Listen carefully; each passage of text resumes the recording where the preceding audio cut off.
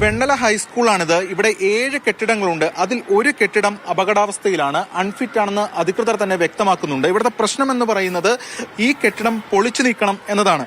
ഇവിടെ നിലവിൽ അധ്യയനമില്ല, ഇവിടെ കുട്ടികളെ പഠിപ്പിക്കുന്നില്ല. എങ്കിൽ പോലും നിരവധി കുട്ടികൾ, 1000-ലധികം കുട്ടികൾ പഠിക്കുന്ന ഒരു സ്കൂളാണ്. ആരെങ്കിലും ഇങ്ങോട്ട് കയറിയാൽ, ഏതെങ്കിലും തരത്തിൽ പ്രശ്നങ്ങൾ ഉണ്ടായാൽ അതിൽ ഒരു ആശങ്ക ഏവർക്കുമുണ്ട്. നിലവിൽ ഇതേപോലെ കെട്ടിവെച്ചിട്ടുണ്ട്, അകത്തേക്ക് പ്രവേശനമില്ല എന്ന തരത്തിൽ, കുട്ടികളാരും കയറരുത് എന്ന തരത്തിൽ.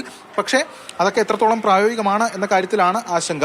ഈ കെട്ടിടത്തിന്റെ കാര്യത്തിലാണെങ്കിൽ അത്യന്തം ശോചനീയാവസ്ഥമായിട്ടുള്ള കെട്ടിടമാണ്. കാരണം കമ്പി അടക്കം പുറത്ത് കാണാവുന്ന അവസ്ഥയിലാണ്. ഏത് അവസ്ഥയിലും ഒന്ന് ഇടിഞ്ഞു വീഴാവുന്ന സ്ഥിതിയാണ് ഉള്ളത്. വിള്ളലുകളടക്കം ഇതിൽ കാണാൻ കഴിയും. അതോടൊപ്പം തന്നെ പാമ്പിന്റെ അടക്കം ശല്യമുണ്ട് എന്നതാണ് ഇവിടെ പലരും പറയുന്നത്. ഇത് കണ്ടില്ലേ, ഇത് തന്നെ പൊട്ടിപ്പൊളിഞ്ഞ് ആകെ ഇതായിരിക്കുകയാണ്. ഒരു ദുരന്തം സംഭവിച്ചതിന് ശേഷം നമ്മൾ ഉണർന്നു പ്രവർത്തിച്ച ഒരു കാര്യമില്ല. അപ്പോൾ അതിനു മുമ്പ് തന്നെ ഈ സ്കൂളിൽ നിലവിലുള്ള ഈ കെട്ടിടം പൊളിച്ചു മാറ്റി.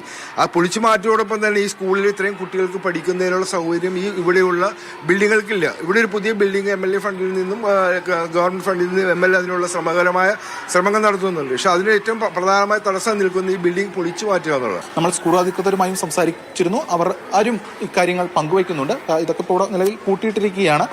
അതൊക്കെ ശരിയാണ്. പക്ഷേ അപ്പോൾ പോലും ഈ കെട്ടിടം അപകടാവസ്ഥയിലാണ്. തൊട്ടടുത്ത് മറ്റു ബ്ലോക്കുകളിൽ കുട്ടികൾ പഠിക്കുന്നുണ്ട്. ഇതേ രീതിയിലാണ് ഈ കെട്ടിടമൊക്കെ തന്നെ കിടക്കുന്നത്. നിലവിൽ പൂട്ടിയിട്ടിരിക്കുകയാണ്. എന്തായാലും നിലവിൽ ഇപ്പോൾ ഇവിടെ അധ്യയനമില്ല.